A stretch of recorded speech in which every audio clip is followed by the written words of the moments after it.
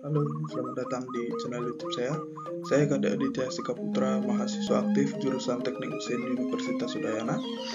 Pada kesempatan kali ini saya akan mempresentasikan yaitu casting proses, yang dimana saya membuat video ini bertujuan untuk memenuhi tugas mata kuliah proses produksi, dan adapun tujuan saya untuk mengedukasi tentang casting proses.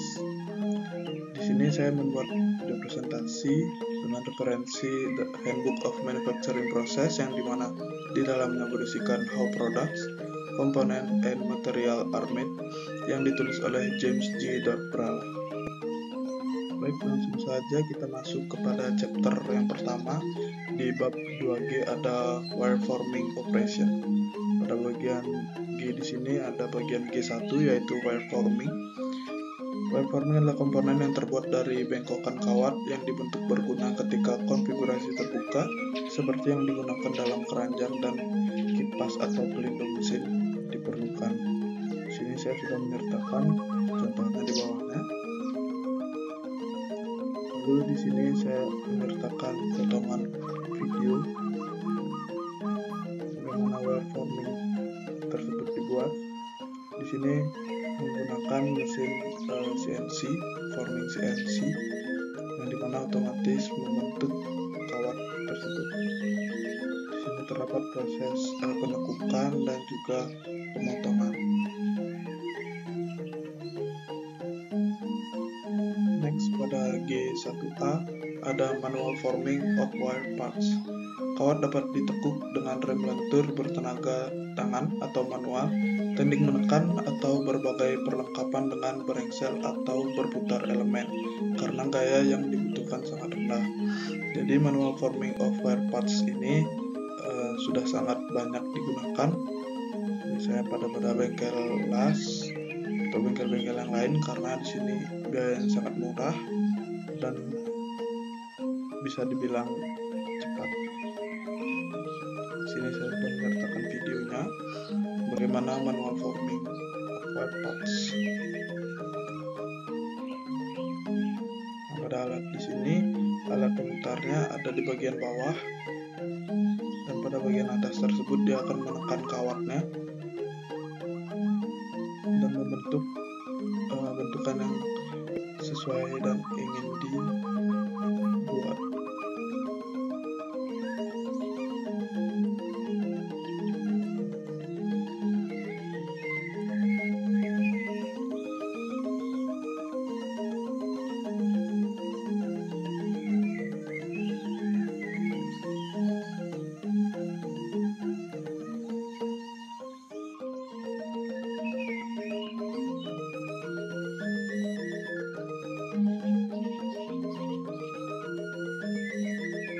Lalu pada bagian G1B ada wire forming in power presses and special machine.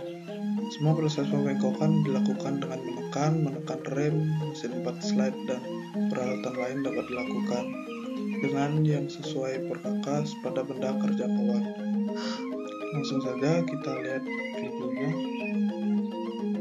bagaimana pada tahap ini lebih banyak dilakukan dengan mesin CNC, karena hanya dilakukan dengan mesin CNC, di mana setiap rem tersebut memiliki fungsi-fungsi lain, ada untuk mendorong, ada yang untuk memotong, begitu. Kita masuk ke bagian G2, ada forming in 4 slide machines.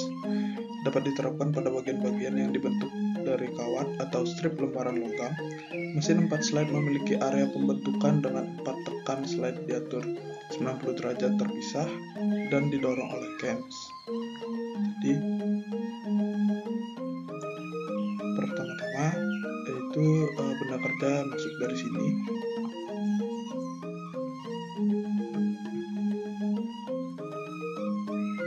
Benda kerja masuk dari sini dan didorong oleh cam, yang dimana benda kerja terus berjalan, dan di sini ada tahap pengepresan hingga tahap ini, lalu masuk pada sini.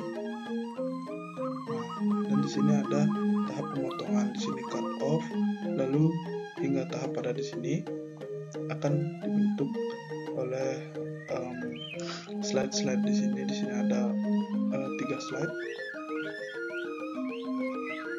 dan di sini ada slide-nya juga. Maka dari itu disebut 4 slide machines. Nah, di sini ada videonya. Langsung saja kita saksikan bagaimana. Di sini lembaran logam.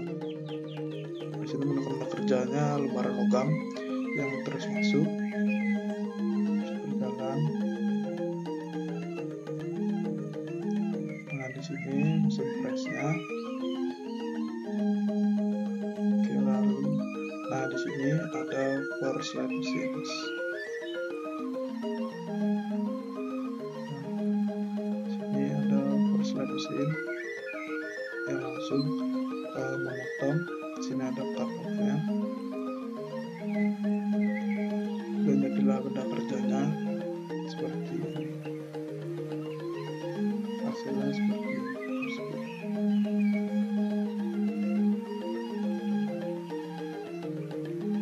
Oke, kita masuk ke G3, ada spring forming. Jadi sesuai namanya di sini spring forming. Spring itu termasuk seperti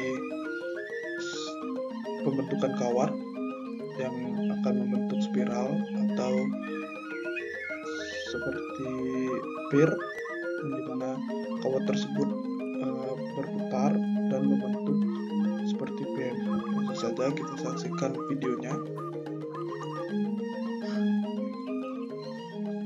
Nah, mana kawat tersebut di roll dan jadilah bentuknya seperti ini, lalu dipotong. Sini menggunakan mesin CNC.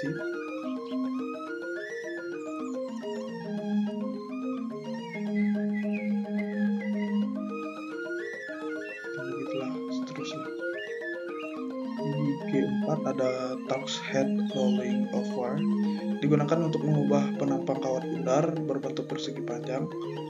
Persegi dan khusus dapat diberikan pada kawat dengan melewati roll berlawanan yang diatur sedemikian rupa sehingga bukaan di antara mereka adalah bentuk penampang yang diinginkan. Jadi pada gambar di sini, yaitu di sini ada roll. Di sini ada roll yang terus berputar, dan di dalam sini dimasukkan kawat yang kawat bundar yang akan nantinya dibentuk menjadi persegi seperti pada gambar di sini. Nah, di sini sudah ada videonya bagaimana Torx head tersebut dilakukan. Bagaimana kawat tersebut dimasukkan, terus di roll dan berbentuk persegi. Nah, di sini ada kawat berbentuk bundar dimasukkan. Di sini cairannya digunakan untuk agar tidak terlalu panas. Oke, kita masuk ke chapter 2, ada bab 2 bagian H, yaitu ada tubing and suction operation. Pada bagian H1 di sini ada tube spinning. Tabung dapat dipintal untuk menghasilkan lancip atau flansa dengan menggunakan metode pemintalan logam yang serupa dengan yang digunakan dalam pemintalan lembaran logam. Oke, jadi dalam tube spinning ini bisa dilihat mirip dengan proses wedging, yang dimana merubah diameter tabung. Namun kalau pada tahap swedging tersebut adalah proses penekanan. Di sini sama juga penekanan, tetapi di sini pada tahap tube spinning di sini benda kerjanya yang berputar. Kalau pada swedging itu adalah swedgingnya yang berputar dan terus menekan. Jadi kesimpulannya, proses tube spinning di sini adalah proses perubahan diameter tabung yang dari besar menjadi mengecil sesuai dengan keinginan yang ingin dibuat. Mesinnya di sini mirip juga dengan mesin bubut konvensional.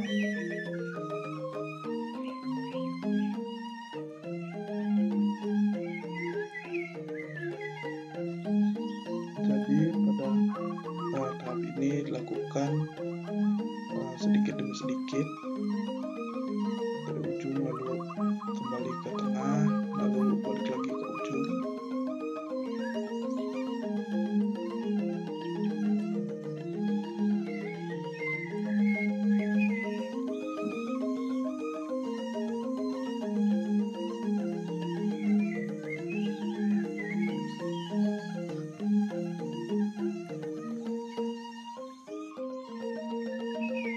Tahap sudah selesai, lalu diukur agar sesuai elemen yang diinginkan.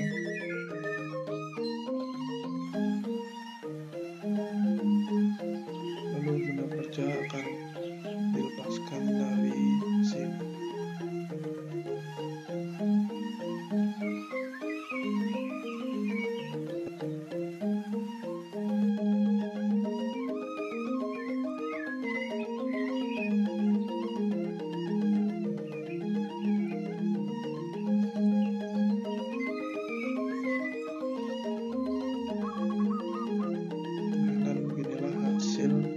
Dari proses tube spinning. Oke, kita masuk pada H1A, ada forward tube spinning. Forward tube spinning adalah sarana untuk meningkatkan kedalaman atau panjang bagian silinder tabung. Diameternya tetap. Metode power spinning setara dengan shear spinning dan memaksa logam mengalir secara aksial di sepanjang mandrel, meningkatkan panjang benda kerja sambil mengurangi ketebalan dinding samping. Jadi pada tahap ini yang tentu saja tujuan utamanya adalah untuk memperdalam bagian tabung. Langsung saja kita lihat videonya. Baik, jadi di sini sama dengan tahap sebelumnya, benda kerja berputar, lalu ditekan untuk membentuk kedalaman tabung.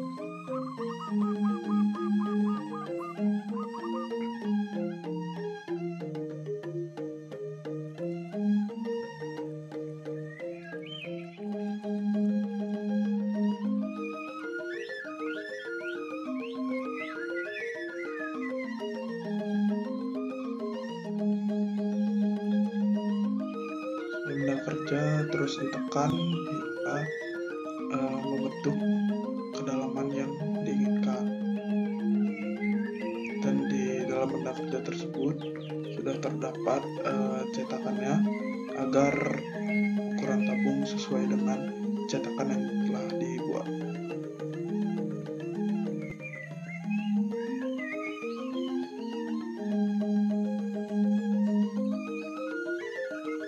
Ada H1B, ada backward tube spinning, sama dengan pemintalan tabung ke depan, kecuali bahwa pahat pembentuk bergerak ke arah yang berlawanan dengan arah pemuaian benda kerja, yaitu bergerak menuju headstock dari mesin bubut berputar dan benda kerja logam mengalir menjauh dari headstock. Jadi pada tahapan kali ini sama saja benda kerja terdapat pada bagian sini yang sudah dijepit atau di fitting. Nah, lalu pengeralannya tersebut bergerak dari sini ke sini. Sudah tentukan ini ada tanda panahnya. Nah, lalu benda kerja yang mendekati headstock ada kemana? Di benda kerja tersebut akan mengalir menjauhi headstock, jadi benda kerja akan mengarah ke sini. Nah, begitulah proses backward tube spinning.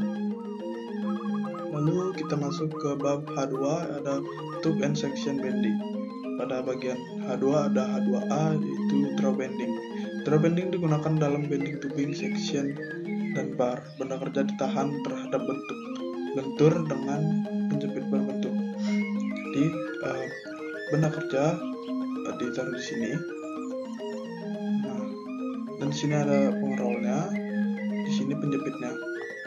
Di sini penjepit, di sini penjepit. Jadi benda kerja akan diarahkan ke bagian tekanan lalu berbelok ke arah sini. Nah, sesuai dengan sudut derajat yang diinginkan. Di sini saya menyertakan video bagaimana draw bending dilakukan. Nah, di sana benang kerja ditaruh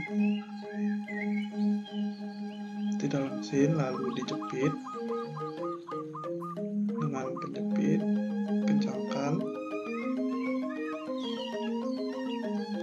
Nah, pada mesin ini sudah otomatis bisa menentukan sudutnya.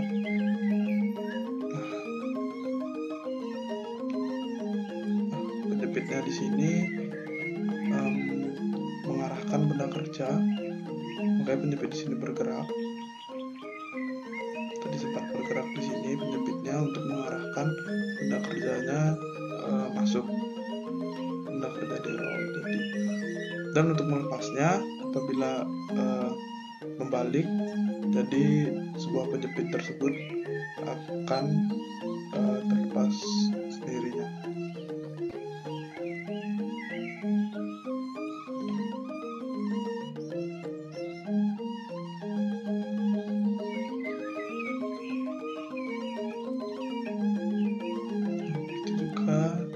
Sini pembentukannya dengan sudut yang berbeda. Sini, nah pembentukannya di sini 45 derajat. Oke, dalam H2B ada compression bending. Mirip dengan tekukan tarik, tetapi blok pembentuk dan klem tidak berputar. Jadi yang di sini tersebut tidak berputar. Sebagai gantinya, dai tekanan digantikan oleh sepatu penghapus atau roller yang dipasang bergerak di sepanjang pinggiran bentuk pembengkokan stasioner. Jadi, yang bergerak tersebut ada di sini. Dia akan menuntun sebuah benda kerja tersebut akan mau berbentuk seperti ini. Menyebabkan pembengkokan benda kerja secara progresif. Nah, di sini sudah ada videonya bagaimana compression bending. Dipasang.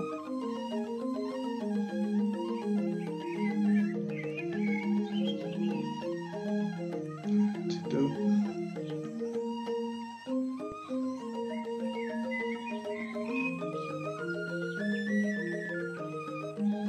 Pada proses sebelumnya penjepitnya tidak bergerak, namun kali ini penjepitnya lah yang bertugas untuk membentuk. Pada H2C ada ram and press bending. Ram and press bending adalah metode yang berlaku untuk tubing, bar, dan bagian lainnya. Sebuah blok pembentuk melekat pada ram dari mesin press hidrolik. Sayap mati di bawah ram, pegang tabung dan putar untuk membungkusnya di sekitar blok pembentuk saat rem tekan turun. Jadi, pada tahap kali ini adalah benda kerja pertama-tama ditaruh melintang. Lalu di sini dipres ke bawah, dan di sini adalah sepatu yang menyangka, dan ini bisa saja berputar sedikit-sedikit untuk membentuk benda kerja. Jadi kesimpulannya dalam proses ini adalah benda kerja tersebut ditekan dari sini dan ditahan oleh sepatu penyangga ini. Ini saya sudah mengerjakan videonya bagaimana ram bending.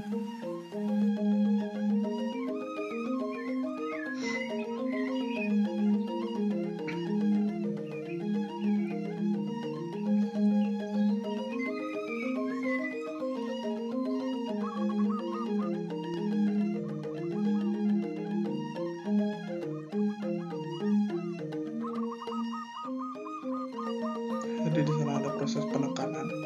Benda kerja tersebut ditekan dan benda kerja menjadi meleku.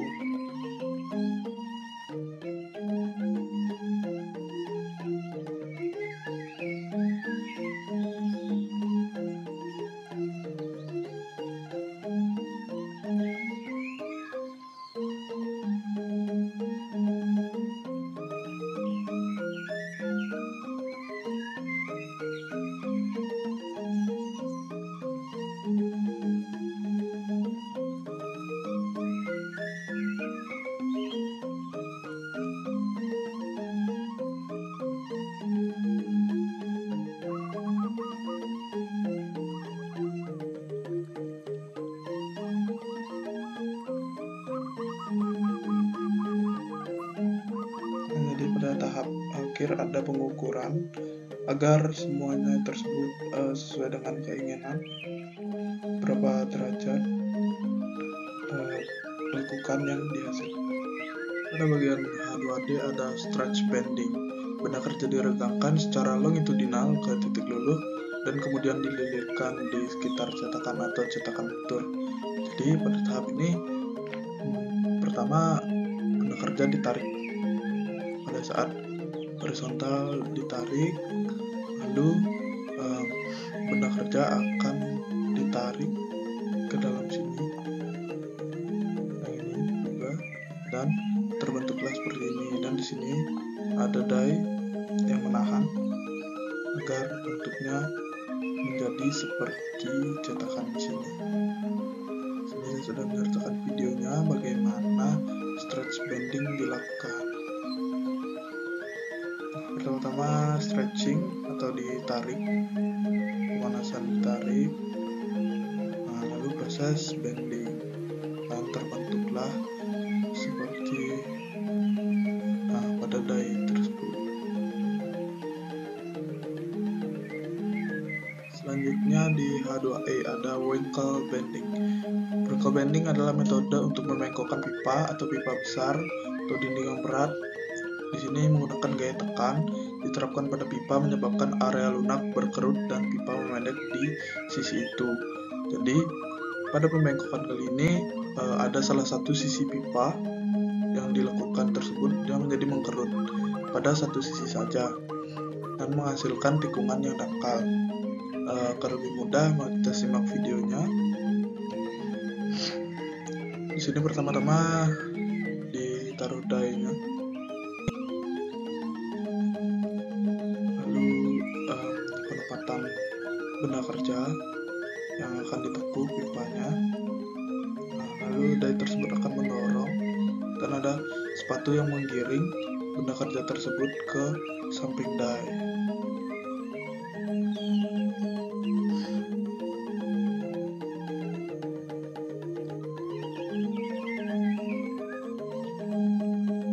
Dan benda kerja dilepaskan. Nah, yang saya sebutkan kerutan tadi seperti pada video ini adalah kerutan yang dihasilkan pada satu sisi saja. Pada sisi di sini tidak terdapat kerutan, sisi sebelahnya maksud saya, hanya kerutan tersebut terdapat pada sisi ini. Gitu. Kita masuk chapter yang ketiga. Di chapter 3 ada bab 2, ada yang I, bab 2I ada non-shipforming operation. Oke, pada bagiannya ada I1, ada sharing of bar and other non-flat shapes. Gunting buaya biasanya digunakan untuk batang geser dan bagian lain yang memanjang. Gunting guillotine pengepres vertikal dipasang permanen dengan bilah geser pendek.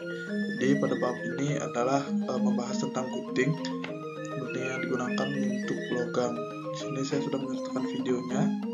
Mari kita saksikan bagaimana cara menggunakan gunting tersebut. Di sini benda kerja diletakkan di bawah pengepres vertikal, lalu di sana terdapat bautnya, lalu dikencangkan agar benda kerja tidak bergeser pada saat proses pengguntingan. Lalu gunting dan jadilah hasilnya. Lalu di dua ada cold heading, proses untuk memperbesar dan membentuk ujung batang, kawat atau batang. Biasanya digunakan untuk produksi baut, paku keling, paku, dan skrup. Jadi pada I2 kali ini adalah bagaimana membentuk ujung dari batang benda. Biasanya di sini digunakan seperti yang telah disebutkan untuk baut, seperti paku keling, paku. Nah, di sini sudah ada cetakannya. Lalu di sini untuk mendorong logamnya keluar. Nah, di sini ada logamnya atau batangnya, kawannya, dan di sini akan menekan. Di sini sudah ada bentukan cetakannya yang bagaimana akan dibentuk seperti pada gambar sini. Ini bawah-bawahnya ini sudah terbentuk, jadi dia akan menekan ke sini dan secara otomatis logam di sini akan membentuk sesuai dengan cetakannya. Gitu. Ini saya sudah menyertakan videonya bagaimana prosesnya. Nah, pertama ditekan. Di sini prosesnya sangat cepat karena di sini biasanya proses ini digunakan untuk produksi massal atau banyak. Lalu hasil-hasil tersebut akan dijatuhkan dan digiring ke tempat penampungan.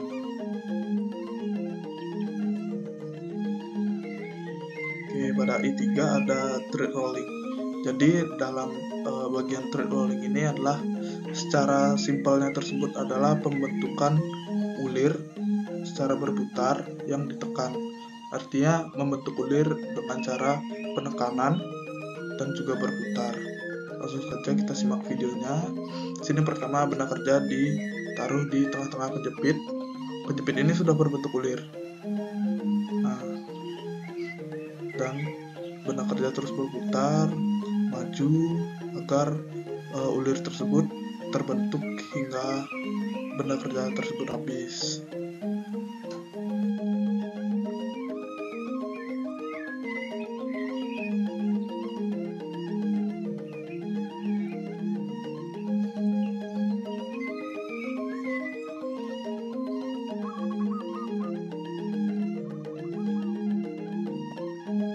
Nah, di sini sangat terlihat ulir tersebut telah terbentuk pada benda kerjanya.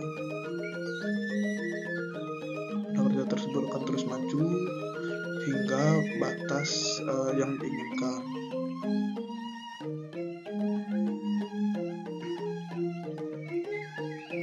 Nah, setelah itu benda kerja diangkat dan dilepaskan dari penjepit ulir.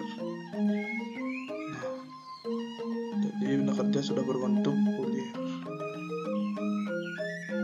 Lalu kita masuk ke bagian E4, ada impact atau cold extrusion, di mana membentuk bagian dengan panjang tertentu oleh aliran plastis dari logam di bawah tekanan tekan ke dalam bukaan dengan ukuran terbatas. Jadi cold extrusion ini adalah proses di mana logam tersebut dibentuk. Tetap di sini sudah ada cetakannya, yang dimana benda kerja ditekan ke dalam cetakan dan benda kerja tersebut menjadi tercetak dan bentuknya berubah sesuai dengan cetakannya. Di sini gambar di sini yang A ada extrusion mundur atau backward, yang B ada extrusion forward atau extrusion maju, lalu yang C ada combination extrusion atau kombinasi extrusion. Nah, di sini saya sudah menyertakan video bagaimana cold extrusion tersebut dilakukan. Nah, di sini adalah cetakannya atau die-nya. Sini akan menahan, dia akan menahan, dan itu adalah aluminium rod atau benda kerjanya. Nah, rod tersebut akan didorong ke dalam die tersebut. Nah, dan setelah benda kerja tersebut keluar dari die, dia akan berbentuk sebagaimana die tersebut terbentuk. Lalu di bagian I4A ada backward extrusion atau ekstrusi mundur. Logam kosong ditempatkan di cetakan dan logam dikompresi oleh pukulan dan dipaksa mengalir mundur di sekitar pukulan untuk membentuk benda berongga. Nah, jadi pada gambar ini di sini sudah ada cetakannya dan di sini sudah ada benda kerjanya. Benda kerja diletakkan di sini dan akan diberikan tekanan oleh punch. Lalu benda kerja yang lebih akan naik dan terbentuklah seperti ini. Saya sudah menyertakan videonya bagaimana backward extrusion. Sini ada ram, ada kontainer yang bertujuan untuk mendorong benda kerja ke dalam die. Sudah terdapat die yang sudah ada lubangnya dan berbentuk.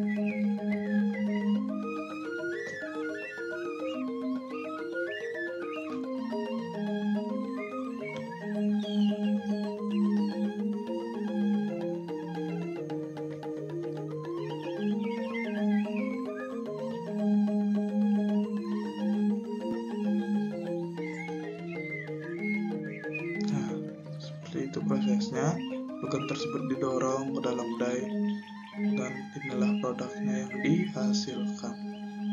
Pada bagian I4B ada forward extrusion, di mana logam bekerja mengalir ke depan atau biasanya ke bawah melalui lubang daripada ke atas di sekitar pukulan.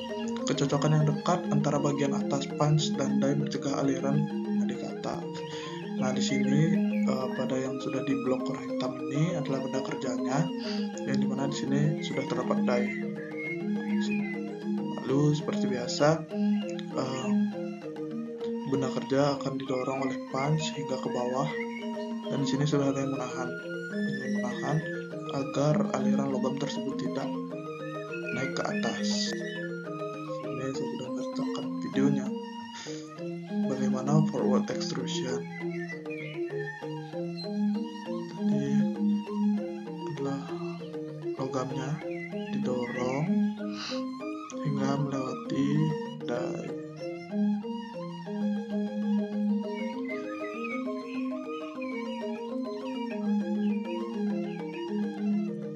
Akan terus didorong dan terbentuklah sesuai dengan die yang sudah dipasang.